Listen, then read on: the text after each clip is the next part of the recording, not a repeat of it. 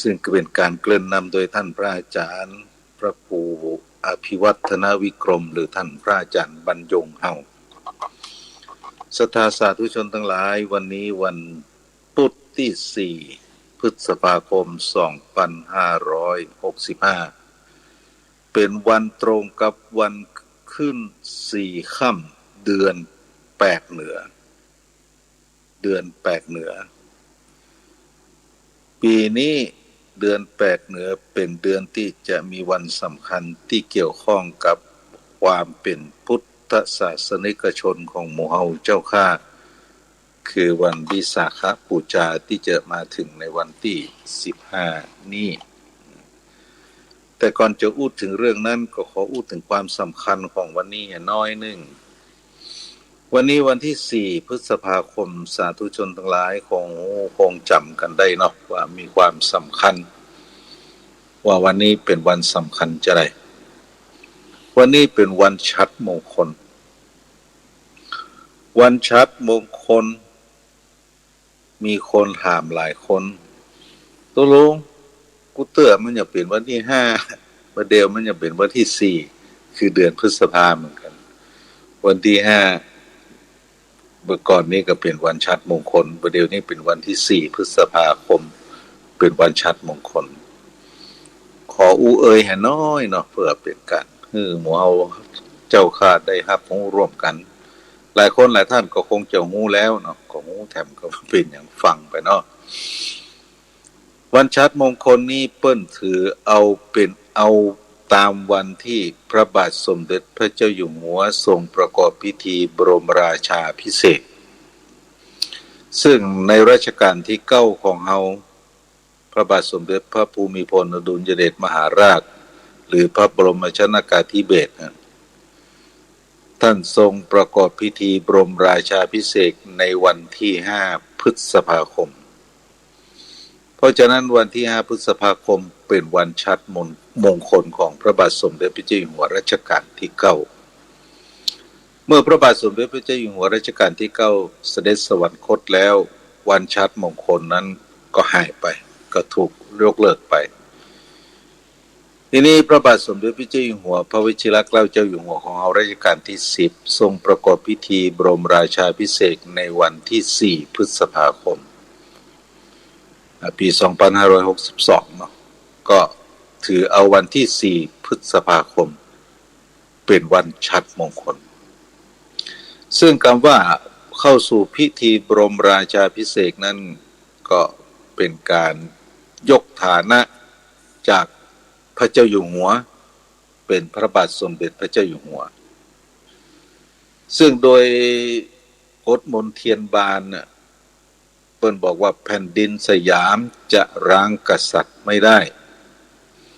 เมื่อพระบาทสมเด็จพระเจ้าอยู่หัวรัชกาลที่9ทรงเสด็จสวรรคตเมื่อวันที่13ตุลาคมพุทธศักราช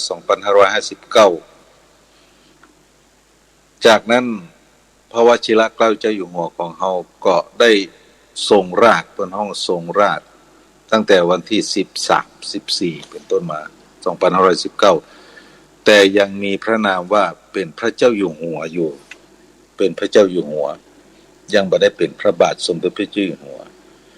การจะเป็นพระบาทสมเด็จพระเจ้าอยู่หัวได้ก็ต้องผ่านพิธีบรมราชาภิเษกก่อนเพราะฉะนั้นในปี2512หลังจากที่เข้าสู่พิธีบรมราชาภิเษกในวันที่4พฤษภาคมแล้วพระนามของพระองค์ก็เลยเต็มเป็นพระบาทสมเด็จพระวชิรเกล้าเจ้าอยู่หัวรัชกาลที่10ในโกอู้เรื่องนี้ก็ขอเพิ่มเติมให้น้อยนึงพิธีการประกอบพิธีบรมราชาภิเษกนั้นทรงประกอบที่พระที่นั่งจักรพรรดิในพระบรมมหาราชวังพระบรมมหาราชวังนั้นก็เป็นที่เข้าใจเนาะอยู่ที่ใกล้ๆกับสนามหลวงเป็นที่มีวัดพระศรีรัตนศาสดารามหรือวัดพระแก้วนะตรงนั้นเรียกว่าพระบรมมหาราชวังซึ่งพระบรมมหาราชวังนี้จะมีปราสาทหลายปราสาทหลายหลังก็ไว้สำหรับประกอบพิธีกิจกรรมต่างๆอย่างพระที่นั่งจักรพรรดิพิมานนี่ก็ใช้เป็นสถานที่ประกอบพิธีการบรมราชาภิเษกของพระบาทสมเด็จพระเจ้าอยู่หัว แต่ละพระองค์ซึ่งเมื่อวันที่4ที่พระบาทสมเด็จพระเจ้าอยู่หัวพระวชิรเกล้าเจ้าอยู่หัวทรงประกอบพิธีบรมราชาภิเษกแล้วพระราชภารกิจอันดับแรกที่พระองค์ทรงกระทำสาธุชนทั้งหลายก็คงจะได้สดับตรับฟังมาตามลำดับวันนี้ตุลุงก็ขอมาทบทวนอีกน้อยหนึ่งหลังจากที่เสร็จสิ้นกระบวนการการประกอบพิธีบรมราชาภิเษกแล้วพระบาทสมเด็จพระเจ้าอยู่หัวก็เสด็จโดยพระราชยานพุทธาน้อยไปที่พระอุโบสถวัดพระศรีรัตนศาสดารามหรือวัดพระแก้วคาดีไปง่ายๆไปเพื่อประกาศตนเป็นพุทธมามกะพร้อมที่จะยกย่องพระพุทธศาสนาอุปถัมภ์ค้ำจูอย่างพระพุทธศาสนาเนี่ยเป็นพระราชภารกิจอันดับแรกเพราะฉะนั้นสาธุชนทั้งหลายต้องเข้าใจร่วมกันว่าพระบาทสมเด็จพระเจ้าอยู่หัวของเรานั้นทรงเป็นพุทธมามกะนับถือศาสนาพุทธเขาจะเห็นได้พระราชกรณียกิจที่สำคัญในราชการของพระองค์แต่ละพระองค์ของพระมหากษัตริย์แต่ละพระองค์ก็มีเรื่องของการทนุบำรุงพระพุทธศาสนาเสร็จเรียบร้อยแล้วเอาจะหันได้ในช่วงเทศกาลกฐินพระบาทสมเด็จพระเจ้าอยู่หัวทรงประกอบพิธีการพระราชทานผ้าพระกฐินพระราชทานให้กับวัดที่เป็นพระอารามหลวงทุกวัดในประเทศไทยถ้าเป็นในเขตกรุงเทพมหานครในปริมณฑลที่เป็นพระอารามหลวงสำคัญพระบาทสมเด็จพระเจ้าอยู่หัวจะเสด็จทรงประกอบพิธีในการถวายผ้าพระกฐินพระราชทานโดยพระองค์เองซึ่งพิธีการเหล่านั้นเป็นพิธีการเต็มยศบางวัดก็ทรงมอบหมายคือกับพระบรมวงศานุวงศ์ไปในเขตกรุงเทพสำหรับในภาคชนบทต่างจังหวัดเช่นอย่างจังหวัดลำพูนเชียงใหม่ลำปางแม่ฮ่องสอนอย่างนี้ความจริงก็ทุกจังหวัดบางแห่งก็มอบเพื่อกับข้าราชบริพารเช่นบุคคลสำคัญทางคณะรัฐบาลมาแต่ส่วนมากแล้วจะมอบเพื่อกับผู้มีพระราชศรัทธาในการมีศรัทธาในการที่จะสนองงานนำผ้าพระกฐินพระราชทานเหล่านั้นไปถวายให้กับพระอารามหลวงต่างๆก็จะเป็นผู้นำผ้าพระกฐินนั้นไปถวายเป็นผ้าพระกฐินพระราชทานกับพระอารามหลวงทุกแห่งก็จะมีบริษัทห้างร้านต่างๆที่ประสงค์จากจะทอดถวายผ้าจะถวายกฐินแล้วก็ไปขอพระราชทานขอรับพระราชทานนะครับหลังจากที่ทราบแล้วก็ทรงพระกรุณาโปรดเกล้าโปรดกระหม่อมให้กับหน่วยงานองค์กรคณะบุคคลกลุ่มพลังมวลชนต่างๆนำผ้าพระกฐินเหล่านั้นไปถวายอย่างพระอารามหลวงต่างๆทั่วประเทศอันนี้ก็เป็นพระจริยวัตรหรือพระราชภารกิจที่พระองค์ทรงกระทำต่อพระพุทธศาสนาอย่างต่อเนื่องนั่นแสดงให้เห็นว่าพระมหากษัตริย์ไทยได้ดูแลทำนุบำรุงพระพุทธศาสนามาอย่างสม่ำเสมอการอู้เรื่องนี้นั่นก็เพื่อที่จะยืนยันให้หมู่เฮาได้รู้ว่าหลังจากที่พระมหากษัตริย์ทรงประกอบพิธีบรมราชาภิเษกแล้วจะปฏิบัติพระราชภารกิจอันดับแรกก็คือเสด็จไปยังพระอุโบสถวัดพระศรีรัตนศาสดารามหรือวัดพระแก้วแล้วก็ประกาศตัวเป็นพุทธมามกะและต่างจากนั้นก็จะมีพระราชภารกิจที่จะปฏิบัติเพื่อพระพุทธศาสนาอย่างต่อเนื่องสาธุชนทั้งหลายวันนี้วันที่4พฤษภาคมเป็นวันฉัตรมงคลเป็นวันที่คล้ายวันที่พระองค์ทรงประกอบพิธีบรมราชาภิเษกเอาจึงห้องว่าวันนี้เป็นวันฉัตรมงคลเพราะต้องเข้าไปอยู่ ใต้ร่มพระเสวตฉัตรนะครับนพประดลเสวตฉัตรนพประดลเสวตฉัตรก็คือฉัตรที่มีเก้าจันทร์เป็นพระบาทสมเด็จพระเจ้าอยู่หัวโดยสมบูรณ์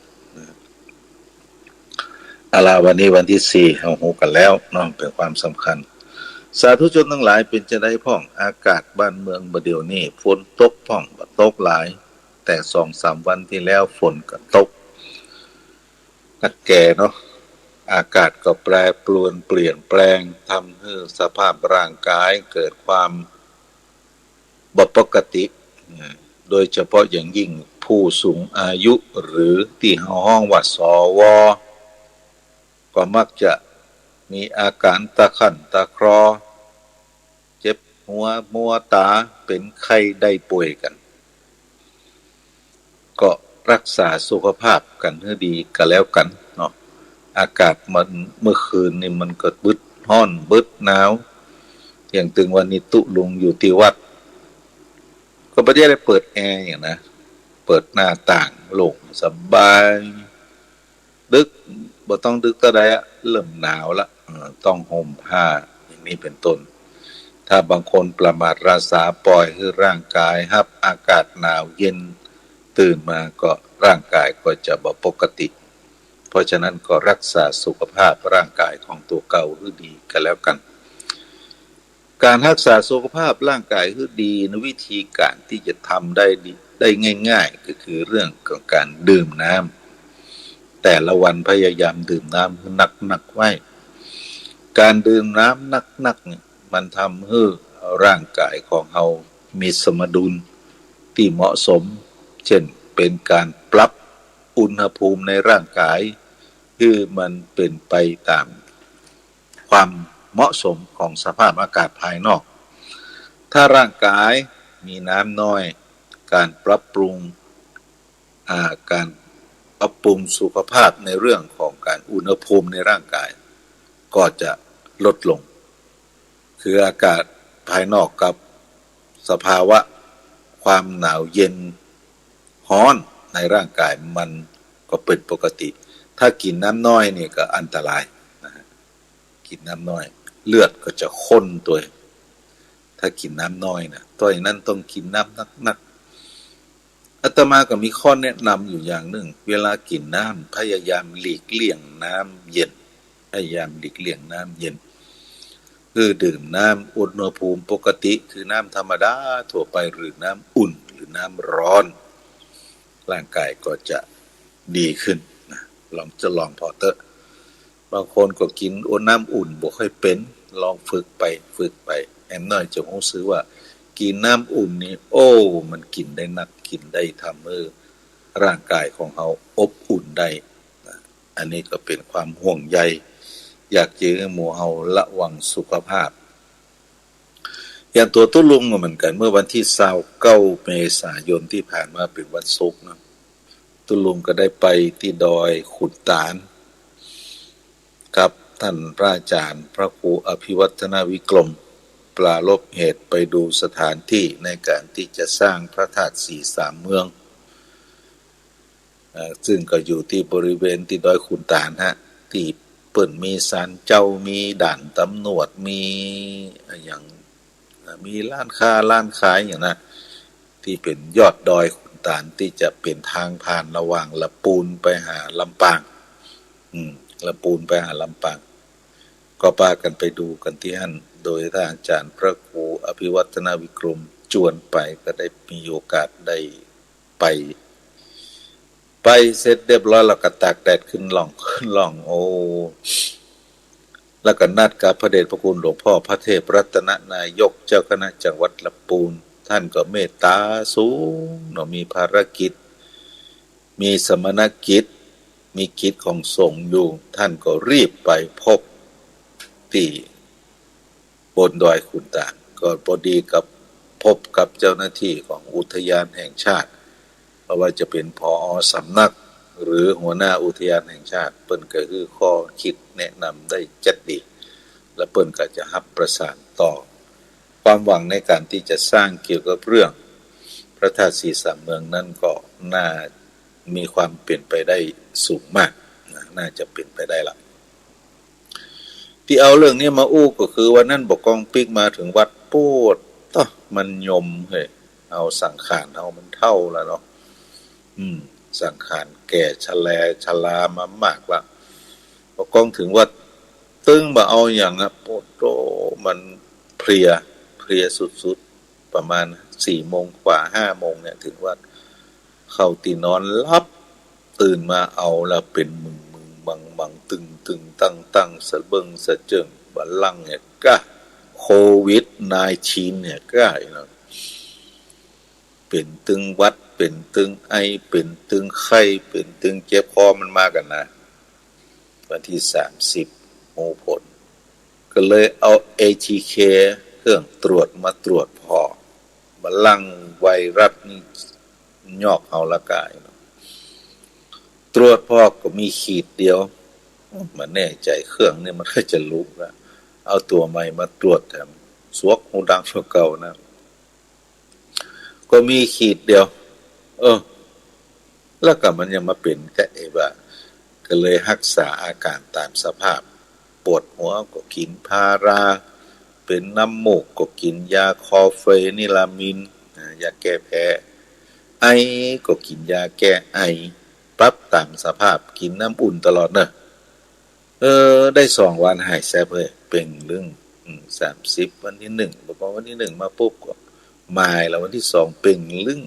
อาบน้ำสระหัวได้ปกติจนกระทั่งปัจจุบันนี่เป็นความสุดโทรมของสังขารในเวลาเจอสถานการณ์สภาพอากาศที่ปรับตัวบ่ค่อยตันนะมันก็เลยทำให้โรคภัยไข้เจ็บความผิดปกติทางร่างกายเกิดขึ้นร่างกายเฮานั้นประกอบไปด้วยธาตุ4ดินธาตุน้ำธาตุลมธาตุไฟเตืองวันนี้เตียว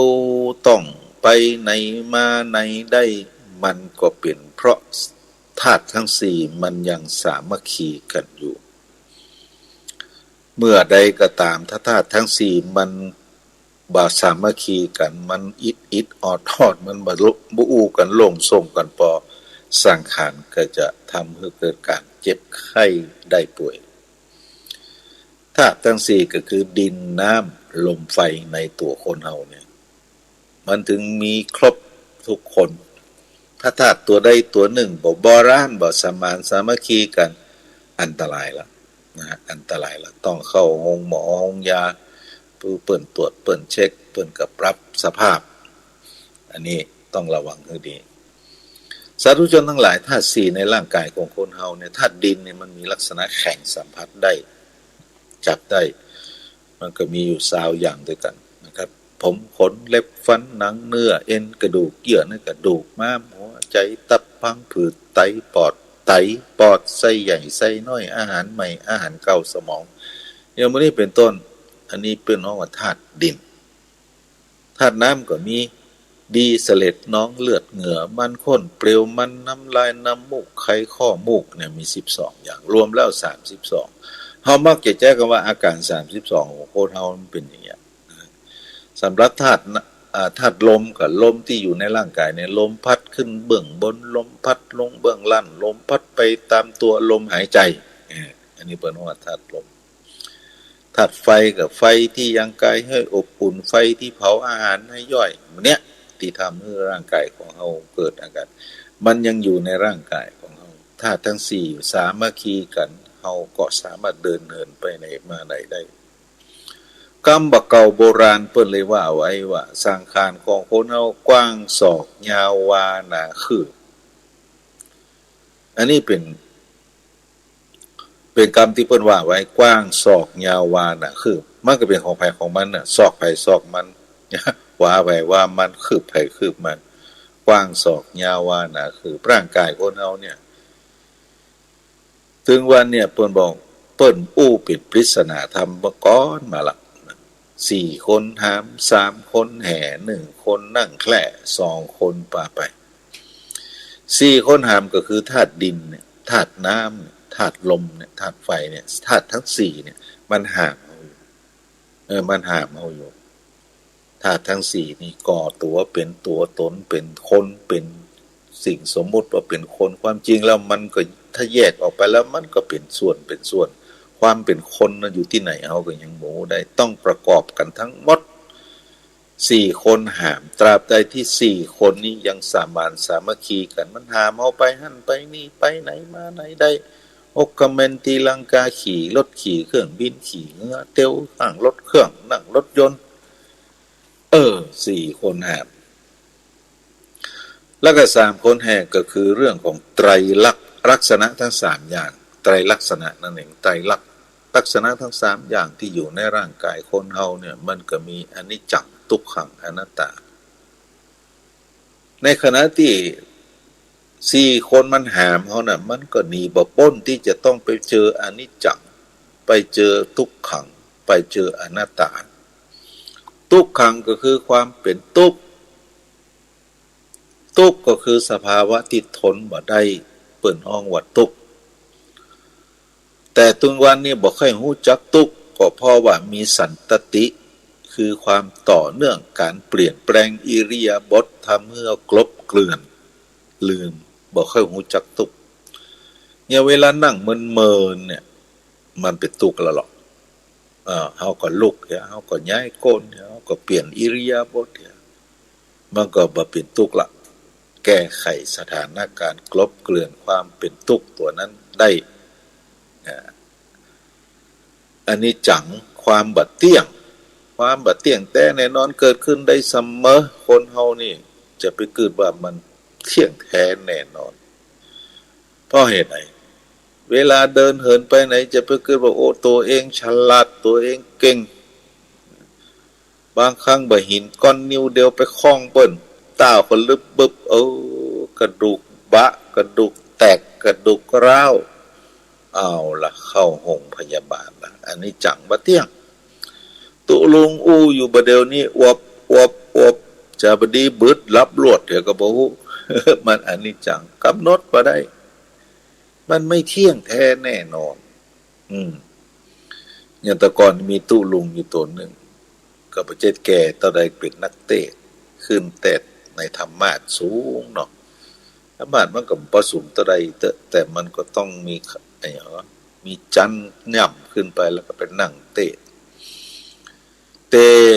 ทำจบเรียบร้อยแล้วก็เตะโดยโวหารสำนวนสุดยอดบกองลงจากธรรมะศรัทธาญาติโยมก็จะเข้าไปประคองเพื่อที่จะให้ลงสะดวกมันต้องตุลุงไปได้ไปมีตีนสะบงไปก้องใส่หัวหน้าแต่นธรรมะปางกังปิ้นจะลิ้นตกลงบนบบกระแดกหามส่งโรงพยาบาลเอาไปเอามาประตันสักคำมรณภาพไปอันนี้จังแต่ซ้อนเปิ้นอยู่แมปอันนี้เป็นต้นนี่คือความประมาทลาสาอันนี้จังความบ่เที่ยงแท้แน่นอนของสังขารมันเกิดขึ้นได้อยู่เสมออย่าไปประมาทต้องมีสติความระลึกได้มีสัมปชัญญะความรู้ตัวทั่วพร้อมอยู่เสมอว่าตัวตอนนี้ตัวเองทำอะไรอยู่ตัวตอนนี้ตัวเองทำอะไรอยู่จะไปไหนจะเดินอย่างใดต้องระวังอันนี้จังอันนี้ปนว่าอันนี้จังทุกขังก็คือสภาวะที่ทนบ่ได้อย่างที่อาตมาว่าเมื่อกี้แต่ความทุกข์ที่เป็นทั่วไปนะมันเป็นทุกข์ชั่วครั้งชั่วคราวเราก็มักจะลืมโดยการเปลี่ยนอิริยาบถความสันตติต่างๆมันก็เกิดขึ้นทำให้เราลืมทุกข์นั้นไปแต่ทุกคนตึงหนีบ่ได้หนีบ่พ้นอันนี้จังทุกขัง2 ตัวนี่นะ และตัวที่3ที่มันแห่เอาคืออนัตตาเนี่ยมันบ่มีตัวตนบ่มีอยู่ในอำนาจที่เฮาจะบังคับกับเกณฑ์มันได้ตัวเฮาแต่เฮายังสร้างมันบ่ได้ไผสร้างตัวเก่าได้พ้องสร้างทำมันทำนี่สร้างได้กะแต่สร้างสภาวะร่างกายสภาวะสังขารในสภาวะธรรมในสังขารบ่คือมันเป็นอย่างอันนี้สร้างบ่ได้วันพวกกูจะไปรับจ้างเปิ่นจะคือรายวันกูวันพรุ่งนี้คือตั้ง800ก่อนวันพรุ่งนี้ห้ามปุ๋ยเนอะ สั่งมันนะไปมีมันผูกมาปวดท้องงอมเงาะงอมงอมได้ไปสักกำจกกลับตัวนั้นก็บ่ได้อย่างเนี่ยเปิ้นเอาว่าอนัตตาสั่งมันเริ่มได้บทมันจะเปลี่ยนขึ้นมามันก็ถึงเปลี่ยนนะครับเพราะมันอยู่ในอนิจจังนั่นเองอย่างสิ่งที่มันอยู่ในร่างกายเฮาเนี่ยเขี้ยวเนี่ยท่านสั่งมาได้บ่จะเป็นหลอดเนอะจะเป็นหลอดเนอะมันถึงหลอดถ้าถึงเวลาแล้วมันถึงหลอดหนังจะไปเหี่ยวเนอะมันถึงเหี่ยวถ้าถึงเวลามันเหี่ยวมันถึงเหี่ยวหูจะไปหนวกเนอะหูจะไปตึงเนอะเวลาเปิ่นอู้อย่างมากก็คือได้ยินเนอะมันก็ว่าฟังถ้าถึงเวลาแล้วมันตึงมันถึงได้ยินพ่องบ่ได้ยินหลายมันเป็นไปตามสภาวะธรรมของมันผมก็เหมือนกันจะไปงอกเนอะหัวจะไปล้านเนอะมันจะเป็นให้ยากสร้างมันถึงบ่ได้เนี่ยเปิ้นว่าอนัตตาบ่อยู่ในอำนาจในการกำกับดูแลของเฮาบ่มีตัวตนที่จะสั่งกำกับได้อันนี้จังทุกขังอนัตตามันก็แห่เฮาอยู่นะสี่คนหามคือธาตุดินธาตุน้ำธาตุลมธาตุไฟมันหามเฮาและในขณะที่เฮาไปหั่นไปนี่มันก็จะมีอนิจจังทุกขังอนัตตาตยไปนะตึงหลีกบ่พ้นสี่คนหามสามคนแห่หนึ่งคนนั่งแคร่ก็คือดวงจิตดวงหนึ่งดวงจิตดวงนี้เป็นดวงจิตแห่งความสำนึกเป็นความรับรู้โดยสภาพทั่วไปอย่างฟังหนึ่งวันนี้ใจจิตเป็นตัวกำหนดตัวจิตตัววิญญาณเนี่ยเป็นตัวฟังเป็นตัววิเคราะห์เป็นตัวสรุปว่าวันนี้ตุลุงไมตรีเรื่องอะไรอย่างอย่าเอาจิตฟังเอาจิตฟังมันจะเอาหูฟังนะหูฟังหูมันมีหน้าที่ฟัง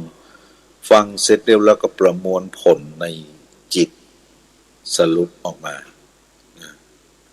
เพราะฉะนั้นจิตดวงนี้อยู่ในร่างกายนี้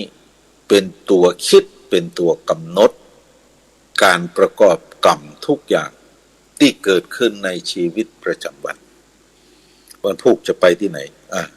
วันพุธจะไปกรุงเทพไปอย่างใดขี่เครื่องบินไปเครื่องบินจะไปกี่โมงจะไปสายบินการบินอย่างไผจะไปส่งอันนี้จิตต้องคิดละไปถึงปุ้นจะลงเครื่องบินเสร็จเรียบร้อยจะไปอย่างใดนั่งแท็กซี่ก็ว่าจะฮื้อไผมารับอันนี้จิตต้องคิดต้องกำหนดจิตดวงเนี้ยมันอยู่ในร่างกายของคนเฮามันเป็นตัวรู้มันเป็นตัวรู้เสร็จเรียบร้อยแล้วจิตดวงนี้อยู่ในร่างกายนี้มันสามารถสั่งให้เราทำอย่างก็ได้ทำดีทำชั่วอยู่ที่จิตหมดอะเป็นตัวบอกคือทำกายนี่มือนี่มันจะหูเรื่องหรอจิตน่ะสั่งให้มันกำละกุยหรอปกติมันกำไม่ได้จิตต้องสั่งมันก่อนมันถึงจะกำละกุยได้กำมีดหรอกำปืนหรออย่างนี้เป็นต้นลักของเปิ้นหรอเอาละกุยตีเปิ้นหรออันนี้เป็นเรื่องของจิตเป็นตัวสั่งทั้งนั้นเพราะฉะนั้นจิตดวงหนึ่งดวงนี้มันสะสมอันอย่างไว้มันก็เป็นเรื่องที่หมู่เฮาจะต้องรับรู้ร่วมกันว่าสั่งสมคุณงามความดีหนึ่งดวงจิตนี้อยู่ในร่างกายนี้สี่คนหามสามคนแห่หนึ่งคนนั่งแคร่สองคนปาไปสองคนปาไปก็คือความดีหรือความเลวคือเฮาความชั่วนะครับหรือบาปหรือกรรมต่างๆที่เฮาได้สร้างไว้หรือคุณงามความดีต่างๆที่จะสร้างไว้เพราะฉะนั้นเมื่อจะดวงจิตจะออกจากร่างมันจะต้องไปตัวสองนายเนี่ยสองคนปาไปเนี่ยถ้ากุศลฝ่ายดีทำไว้นักก็จะไปเสวยสุขก่อนถ้าอากุศลสร้างไว้นักมันก็จะพาไปเสวยบาปกรรมก่อนเสวยผลแห่งบาปกรรมต่างๆก่อนทีนี้มันก็มีอยู่ว่าคนเฮาชีวิตทุกชีวิตเกิดมาเนี่ยตั้งแต่แรกเกิดจนถึงดับสังขารหรือหมดลมหายใจเนี่ยที่ห้องว่าตายมันก็จะเป็นชีวิตที่ประกอบไปด้วยสีสันต่างๆสีขาวสีดำสีเทามีหมดนั่นหมายถึงว่าสร้างกรรมดีก็มีสร้างกรรมชั่วก็มีสร้างกรรมที่มันกำลังเป็นครึ่งกลางๆระหว่างบาปกับบุญก็มี เออเช่นอย่างเขาเตียวไปกลางตากลางตางเนี่ยงูขีดเขียดแอบแอบแอบโอ้อินดูเขียดเอาใบหินจ่งใส่ปะโคให้งูปล่อยเขียดถ้าบดโดนงูก็เป็นอย่างถ้าไปโดนใส่งูหลังหักไปปุระปล่อยเขียดไปปุระอันเนี้ยมันก็จะเป็นบาปก็ว่าเป็นบุญขึ้นพอเตอมันก็เป็นเรื่องของสีเทาที่เราจะต้องรับมันเพราะฉะนั้นในขณะที่เรามีทั้งขาวคือความบริสุทธิ์แห่งจิตคุณงามความดีที่สั่งสมไว้ดำก็คือความชั่วความเลวทรามที่เราได้สร้างไว้หรือเทาหรือความเป็นกลางๆที่แบ่งมาได้ว่ามันดีก็ว่ามันบ่ดีมันบาปก็ว่ามันบาปนั่นแหละแต่มันก็มีผลของมันอยู่นะฮะมีผลของมันเมื่อออกจะดวงจิตจะออกจากร่างเนี่ยความจริงแล้วสามารถที่จะปรับจิตตัวเก่าคือเข้าสู่สุคติหรือต้อง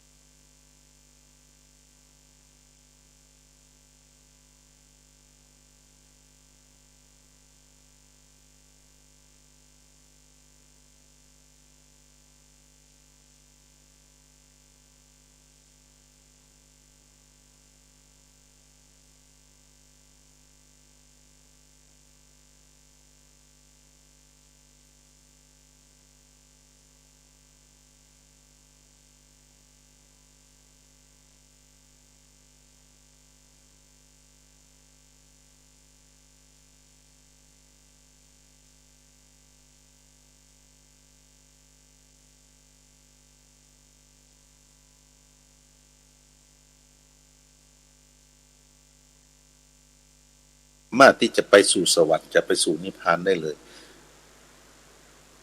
คนประเภทนั้นก็คือคนที่มีมิจฉาทิฏฐิมิจฉาทิฏฐิก็คือความเห็นมีความเห็นผิดมีความเห็นผิดเปิ้นบอกว่าทำดีได้ดีบาใจทำชั่วได้ชั่วบาใจ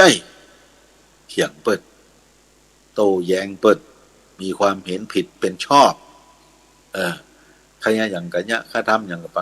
คนหมู่นี้แหละเปิ้นบอกว่าบาสามารถที่จะเข้าสู่มรรคผลนิพพานได้หายกว่า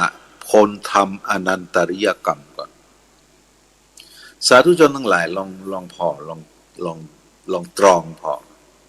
สักเตือเฮาไปทำบุญนั่นทำบุญนี่ไปฟังเทศน์ทั้งฟังเทศน์นี่ลองไปจวนคนนะมีอยู่คนอยู่ประเภทมันจะมีอยู่คนประเภทหนึ่งไปวัดไปไปอย่างว่าท่านไปหาทุกเจ้าหัวโล้นกันไปต้อมห่างมันนะกะไปจวนจนเฮาตายมันก็ดึงไป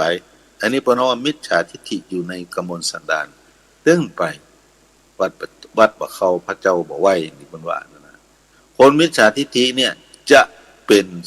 สัตว์สุดท้ายเป็นประเทศปะทะปรมะในบัวสีเหล่าคือจะเป็นภักษาอาหารของปลาและเต่าต่อไปบ่มีวันได้งอกเงยก็จะวนเวียนวนว่ายตายเกิดอยู่ในสังสารวัฏต้องเตียวในสังสารวัฏอยู่ยะเกิดแก่เจ็บตายเกิดแก่เจ็บตายเวียนว่ายตายเกิดอยู่อย่างนั้นเพราะฉะนั้นมิจฉาทิฏฐิต้องกำจัดออกไปคือความเห็นผิดเป็นชอบคือรู้จักความดีได้ดีทำชั่วได้ชั่วเชื่อในเรื่องกฎแห่งกรรมคือการทำเฮาทำกรรมดีย่อมได้รับสิ่งที่ดีเฮาทำกรรมชั่วย่อมได้รับสิ่งที่ชั่วซึ่งมีพุทธศาสนสุภาษิตรับรองไว้ว่ายาทิสังวปเตภิชังตาทิสังละปเตพลังกัลยาณการีกัลยาณังปาปการีจะปาปกังยาทิสังวปเตภิชังบุคคลหว่านพืชเช่นใดตาทิสังละปเตพลังย่อมได้รับผลเช่นนั้นกัลยาณการีผลทำดีย่อมได้รับกัลยาณการีกัลยาณังบุคคลทำดีย่อมได้ดีปาปการีจะปาปกังผู้ทำชั่วย่อมได้ชั่วต้องเชื่อของกรรมเมื่อเชื่อเรื่องกฎแห่งกรรมกฎของจักรวาลกฎของธรรมชาติตัวนี้แล้วเชื่อผลว่ากรรมนั้นมันเกิดขึ้นแน่นอนทำแล้วย่อมได้ผลตามที่ตัวเองเราจะเกิดความเกรงกลัวต่อบาปมันจะมีฮีริคือความละอายแก่ใจโอตตปะความเกรงกลัวต่อผลของบาปที่จะเกิดขึ้นเนี่ยมันถึงจะพาเราเข้าไปสู่มรรคผลนิพพานได้พระพุทธศาสนาสอนคือพระพุทธเจ้าตรัสรู้ธรรมนี่นะสอนเวนยสัตว์เปิ้นบ่ได้ให้มุ่งไปสู่สวรรค์เปิ้นให้มุ่งไปสู่นิพพานพอพระพุทธองค์ทรงค้นคว้าคิดวิธีอย่างต่างๆหูแล้วจากสำนักอุทกดาบทอลาลดาบทหูเรื่องฌานเรื่องสมบัติหูละแต่ยังบ่ใช่ทางหลุดพ้นคือบ่ใช่ทางที่จะไปสู่นิพพานทางสู่นิพพานก็คือความดับโดยไม่เหลือเชื้อดับแล้วบ่ต้องเกิดเพราะพระพุทธองค์ทรงคิดว่ามนุษย์เฮาทำไมต้องแก่ต้องเจ็บต้องตายทำไมต้องแก่ทำไมต้องเจ็บทำไมต้องตายก็มาฮู้ได้ว่าที่มันแก่มันเจ็บมันตายก็เพราะมันมีเกิดจะแย่อย่างได้บ่คือเกิดแต่พระพุทธองค์ทรงคิดเป็นนักวิทยาศาสตร์เอกของโลกคิดหาวิธีในการที่บ่ต้องเกิดจึงพยายามศึกษาค้นคว้าด้วยตัวเองบำเพ็ญทุกขกิริยาเกือบจะตายบ่ตายแล้วจนกระทั่งถึงในที่สุดตรัสรู้อนุตตรสัมมาสัมพุทธญาณหูธรรมคืออริยสัจสี่อริยสัจสี่ก็คือความจริงอันประเสริฐสี่อย่างที่พระพุทธองค์ทรงตรัสรู้ความจริงกว่าจะรู้ตรัสรู้อริยสัจสี่เนี่ยรู้จักปฏิจจสมุปบาทก่อนรู้จักปัจจัยการก่อนอิทัปปัจจยตาก่อนอิทัปปัจจยตาก็ดีปัจจัยการก็ดีปฏิจจสมุปบาทก็คือตัวเดียวกัน อวิชชาปัจจยาสังขาราสังขารปัจจยาวิญญาณังวิญญาณปัจจยานามารูปังนามารูปปัจจยาพวกเนี้ยเกิดจากความไม่รู้คนเราเกิดถึงวันนี้เกิดจากความไม่รู้และตัวที่จะทำให้เราเกิดความโลภความโกรธความหลงเนี่ยมันเกิดจากสารายตนะมันอยู่ในหมวดของปัจจัยการเนี่ยอวิชชาปัจจยาสังขาราสังขารปัจจยาวิญญาณังวิญญาณปัจจยานามารูปังนามารูปปัจจยาสารายตนะสารายตนะปัจจนะสารายตนะคืออายตนะภายในหกอายตนะภายในหกมีอย่างพ้องตาหูจมูกลิ้นกายใจตานี่เป็นตัวสำคัญตาหันและตัณหาเกิดถ้าตาอยู่เฉพาะตาก็เป็นอย่างแต่ตามันไปสัมผัสเป็นของผัสสะสรายตนังสรายตนะปัจจยาสรายตนะปัจจยาวิญญาผัสโสผัสสะปัจจยาคืออายตนะในไปสัมผัสอย่างกระจ่างเตอะหันของดีของงามก็เกิดความอยากได้อยากมีอยากเป็นอยากครอบครองนะตาเวลาไปหันหูได้ยินเสียงเพราะก็เกิดความยึดมั่นถือมั่นเสียงนี้ดีเสียงนี้ม่วนเสียงนี้งามอยากจะได้อยากจะมีอยากจะเป็นจมูกได้กลิ่นเหมือนกันลิ้นได้สัมผัสรสอย่างพวกเนี้ยตาหูจมูกลิ้นกายใจใจนี่เป็นตัวกรองหมดเพราะฉะนั้นพระพุทธองค์บอกว่าอริยสัจสี่ที่พระพุทธองค์ทรงตรัสรู้คือทุกข์สมุทัยนิโรธมรรคทุกข์นี่มนุษย์เกิดมามันเกิดมาท่ามกลางความทุกข์บ่มีภัยที่บ่มีทุกข์ทีนี้ความทุกข์มันเกิดจากอย่างก็เกิดจากสมุทัยสมุทัยคือเหตุที่เกิดทุกข์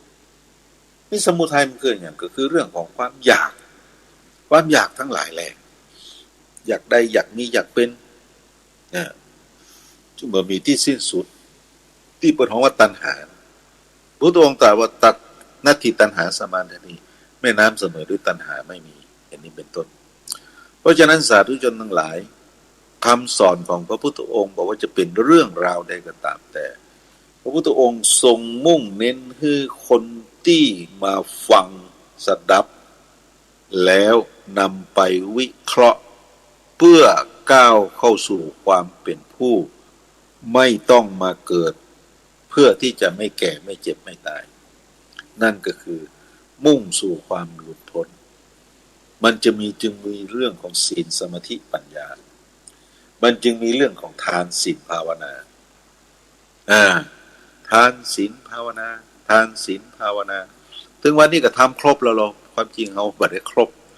ถึงวันนี้เขาบัดได้ตันปฏิบัติครบเลยเรื่องทานเรื่องศีลเรื่องภาวนาทำไมถึงบอกครบการตานนี่แต่ตานบางครั้งก็แฝงไปด้วยความโลภตานเพราะอยากจะได้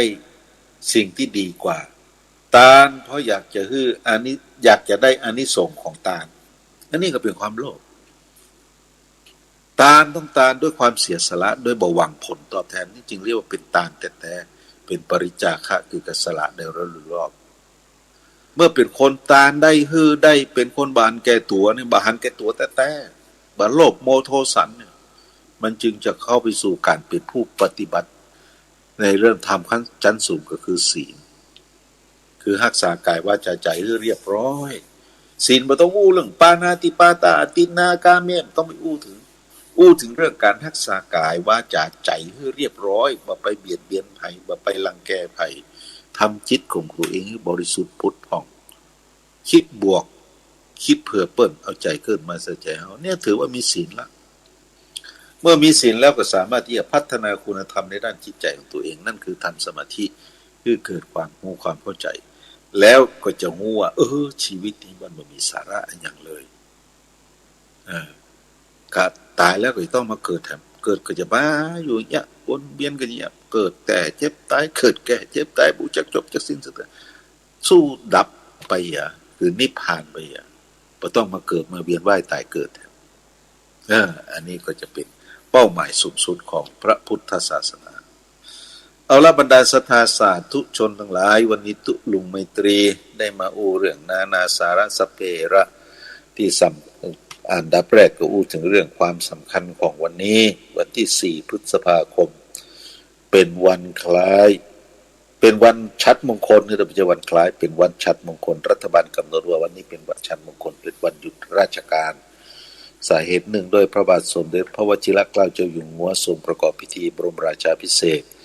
เป็นพระมหากษัตริย์เป็นพระบาทสมเด็จพระเจ้าอยู่หัวในวันที่4 พฤษภาคมในรัชกาลที่อื่นนั้นก็จะประกอบพิธีบรมราชาภิเษกไปในวันต่างๆแตกต่างกันไปแตกต่างกันไปวันใดที่พระมหากษัตริย์องค์ใดสถาปนาเข้าสู่พิธีบรมราชาภิเษกก็ถือว่าวันนั้นเป็นวันชัดมงคลชีวิตคนเฮาเกิดขึ้นมาถึงวันนี้นั้น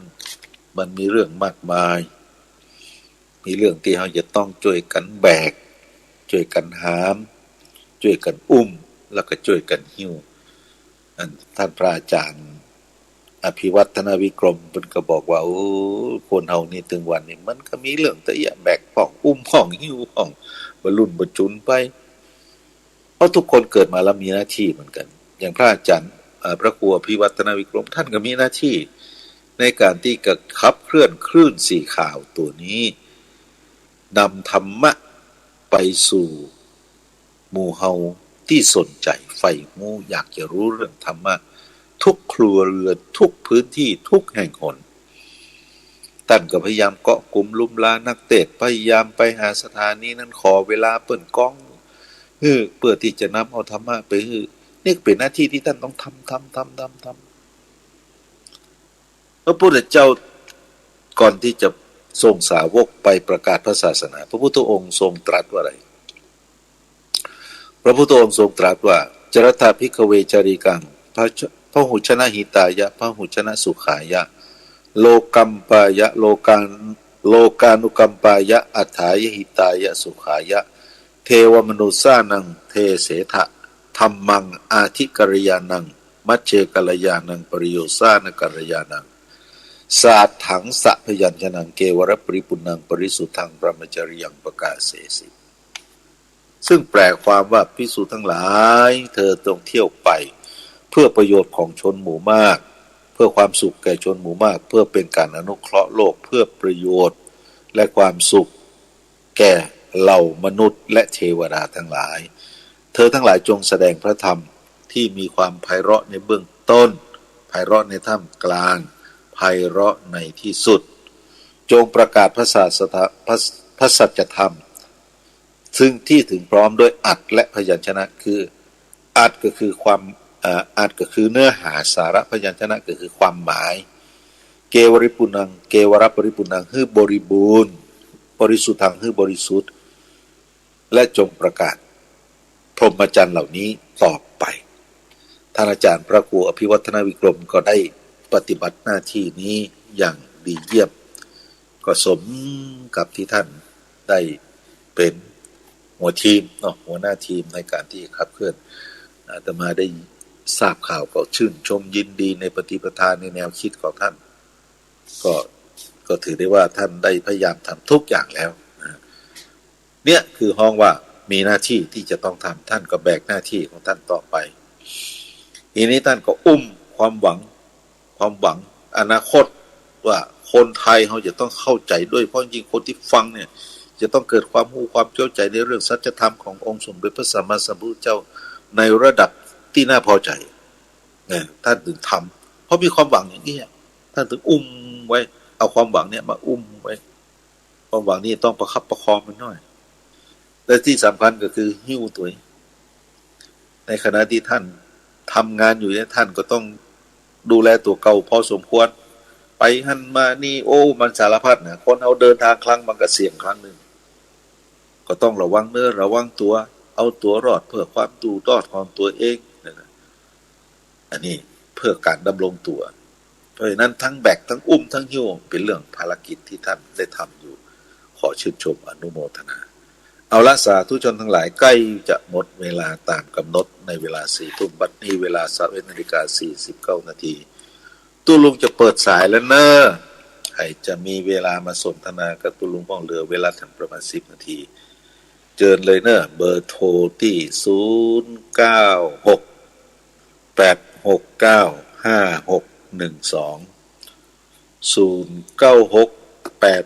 0968695612 955612สนทนาธรรมกันสนทนาแลกเปลี่ยนกันประสบกันเป็นจะได้พ้องเราจะได้ฟังกันนะฮะว่าวันนี้ตุลุงฟังแล้วรายการเป็นจะได้ขึ้นตั้งปุ้นชัดเจนดีก็ว่ารับกันไปหมดละอากาศเย็นสบายก็มาว่ากันเนาะเอาละมาละสายแรก0931677960ครับสายนี้ก่อนเนาะเจริญพรคำว่าสัญญาต้องรู้โทรมาจากห้องการเลยจ้ะจ้าเป็นได้พ้องอยู่ห้อยการเนี่ยเข้าใจดีก็ที่เกิดขึ้นได้ชัดเจนดีเจ้าชัดเจนดีเนาะเราขออนุญาตเจ้านี่มันก็จะลองเจ้าพูดว่าที่ตุลุงว่านั่นนะพิจารณาธรรมะนั่นเจ้าพิจารณาธรรมะปู่จาเล่าปัญหาสำคัญนั้นมี4 ข้อคือ4 คนหา3 คนแห่1 คนนั่งแค่นอมเป็นนายใจย้าย2 คนพาไปเข้าดงป่าไม้มีทางแวะได้2 ทางขอเฉลยไว้ผู้ได้ซักล้าง4 คนหางวางคือแค่4 เจ้ากินน้ำลมไฟได้ลมกันเข้าเป็นร่างกายเฮาและ3 คนแห่นอปู่ขอบอกแม่กดใจรักได้ทุกคน3 อย่างแห่นั้นมันมีทุกคนบอกว่าสัตว์คนจมพูลูกได้พบอันนี้จังแต่เคยลงแต่ใส่เจ็บสิ่งเมื่อไข้ใส่ลงเติมมีเงินล้านทุกแห่งของเวลาใส่ลงเอาไปมาได้เป็นอันนี้จังธรรมดาได้ใส่ทรัพย์สินอันใดเปล่าว่าง1 คนนั่งแค่เหตุเหมือนเจ้าจ้างใจคึกสร้างนำไป4 คนดีคนร้ายมันอยู่ที่ใจไม่ด่าจังไรไร้ดีทุกห้อง2 คนไปปากคุณที่ห้อง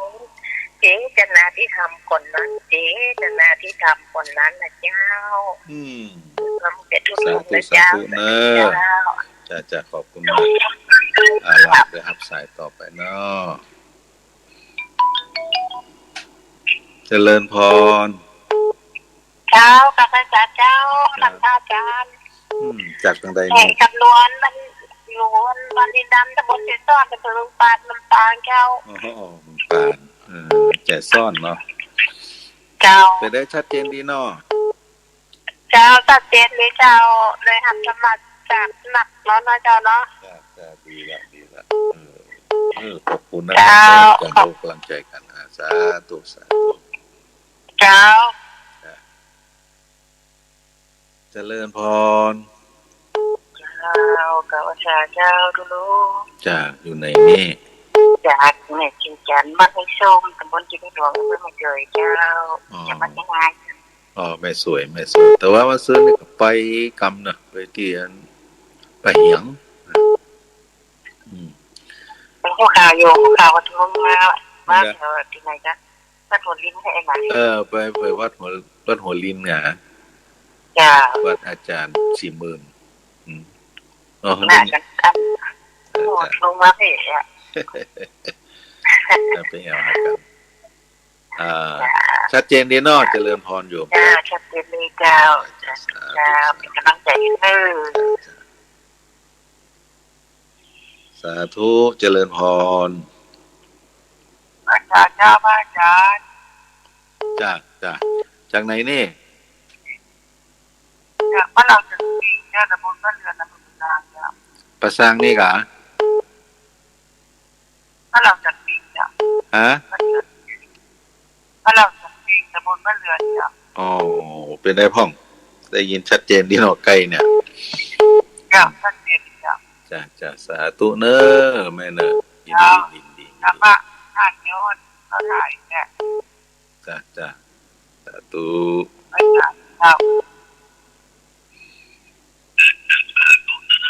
เจริญพรต้องหาบนมัสการเจ้าท่านพระพุทธเจ้าจากไหนนี่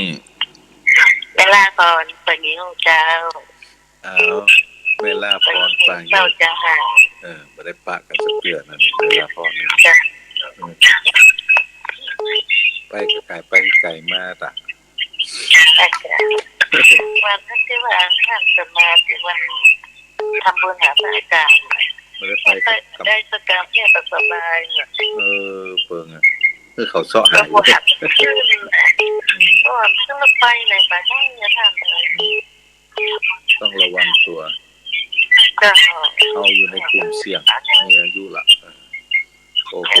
สาธุนะแม่รักษาสุขภาพเด้อเนอะไม่ลาพรเนาะไม่ลาพรกันโยสาธุสาธุ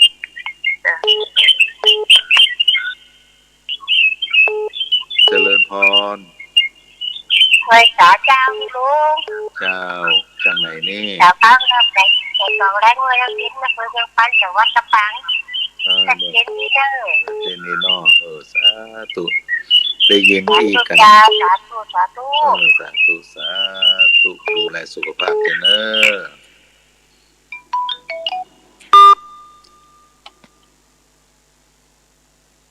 ะสายรุดไปเหี่ยติดต่อมาใหม่เนอะก็เหลือเวลาประมาณ 4-5 นาที083373เจริญพรอาจารย์จะลงแม่อุ้ยอินอยู่ไม่จำกับเมืองฟังอยู่นะเจ้าโอ้โหฟังดีเต็มจื่นจกจื่นใจฟังกันเป็นกำลังเจ้าจะสาธุชัดเจนเนาะเจ้าจะอนุโมทนาสาธุเนอะเจ้าสาธุดูแลสุขภาพตัวเอง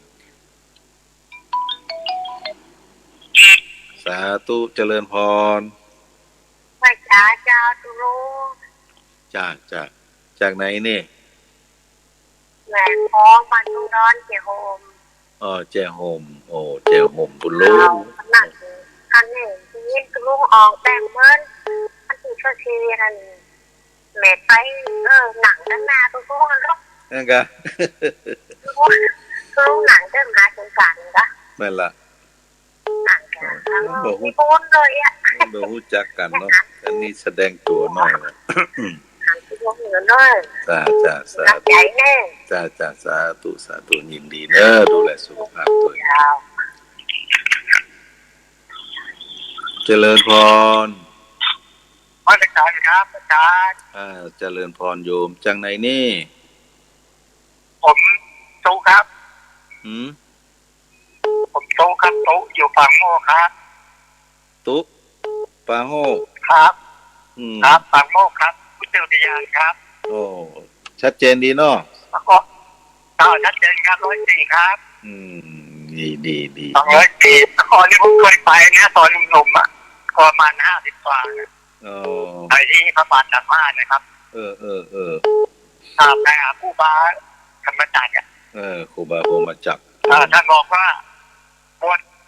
อะไรนะบวชประเทศที่เปลี่ยนจะบวชยากเนาะใช่